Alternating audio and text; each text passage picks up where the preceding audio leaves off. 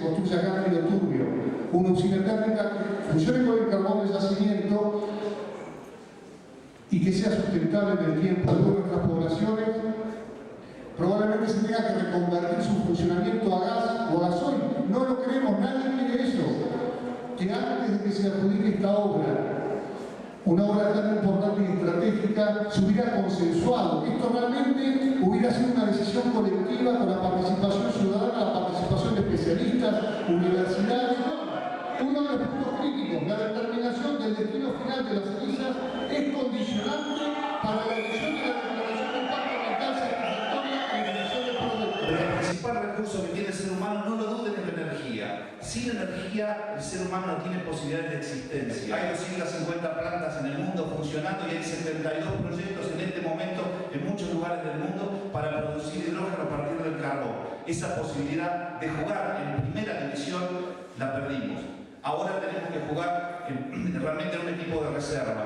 Nos preocupan las 1.800 toneladas de cenizas, nos preocupan las 24.000 toneladas de gases. El propio gobernador Peralta había anunciado que se iba a cumplir con la máxima tecnología europea.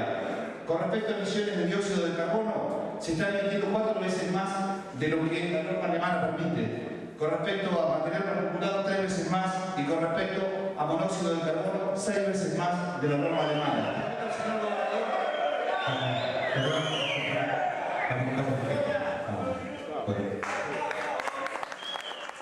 Cuando yo vengo ahora a decir de que a lo mejor hay que buscar una tecnología más limpia y de que hubiera sido mejor que el estudio de impacto ambiental se hiciera antes de los proyectos para precisamente poder analizar alternativas posibles de distintas tecnologías y no solamente poder discutir sobre una sola que la que hoy nos presentan, la usina que dejó de lado Peralta, el gobernador Peralta, la que dejó de lado el CODA, era justamente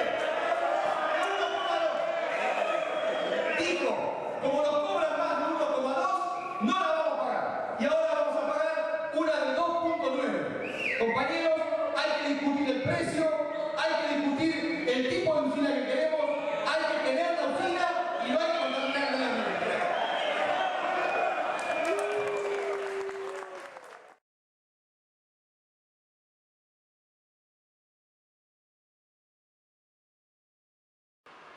Hace 11 años que venimos alertando sobre la inviabilidad técnica, económica y sobre todo ambiental que tiene la mega usina de Río Turbio.